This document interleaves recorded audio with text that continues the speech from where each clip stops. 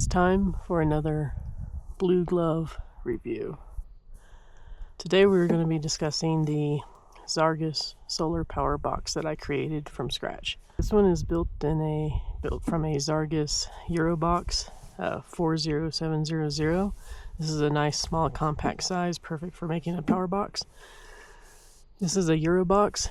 Over here we have the K440 series 40677. This is the exact same size box. The K470 series is made out of slightly thicker aluminum, and it has metal corner pieces, but otherwise they're the exact same size box. Now on the power box, let's flip it around here. So this is the Zarges Eurobox. I have a main power switch. I have a SAE solar in, and I have a fridge SB50 Anderson plug that's connected to 15 amps. I use this for my fridge as an emergency backup in case the dual battery systems in our vehicles do not work. All of my National Luna fridges have Anderson SB50 connectors. I have a main power switch that controls everything, turn on up here in the corner. I have a USB port that also displays volts. This one has a 18 watt quick charge 3.0 USB-A, as well as two USB-C power delivery 30 watts. Right over to the right side, I have a 12 volt DC female socket. It has a 15 amp fuse, and then I have two XT60. These connectors I customized. I use XT60 for a lot of connectors, and they don't really have an external port option that has a cap, and so I 3D printed these connectors and then inserted the XT60 and glued it in. Also on this side there's a Noctua 40mm fan and an on-off switch. If it's cool outside, it's not needed, but if you're in a warmer climate and you're using the solar controller, this will blow directly over the solar controller. Now to the left side, I have 4 USB ports. The top two are USB-C 65 watt power delivery with a quick charge 3.0 18 watt. The bottom two are just USB-A quick charge 3.0s. All of these have switches.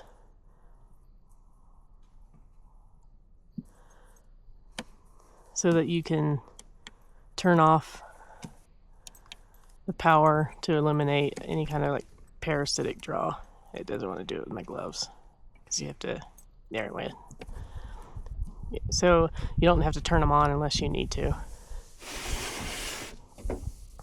Now, if we open up the box, I'm going to turn this off. Inside,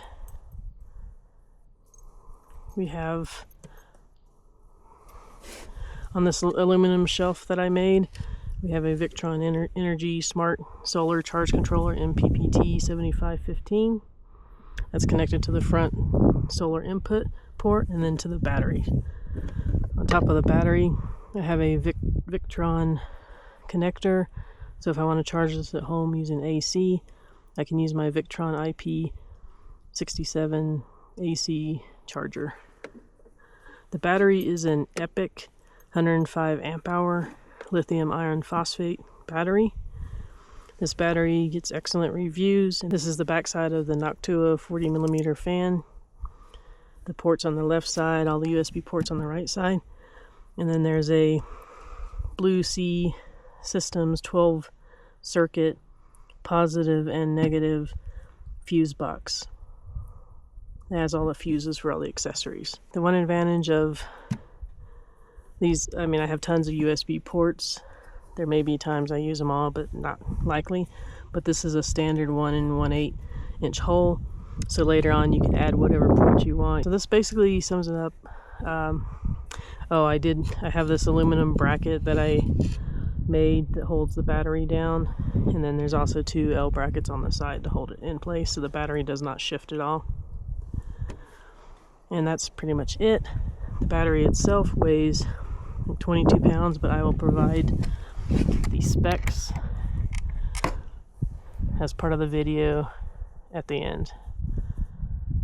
So this is it. This is my Zarges solar power box, and I think it's pretty useful. It's a small, compact size. I'm a big fan of Zarges boxes. We have several of them, and I highly recommend them over any of the other great boxes to use. And I was searching for a box that would be the right size to fit the battery as well as the USB ports and stuff.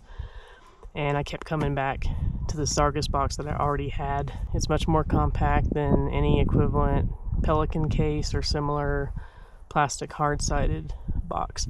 And I do not need a waterproof floating box for this application. So anyway, thank you for watching this video.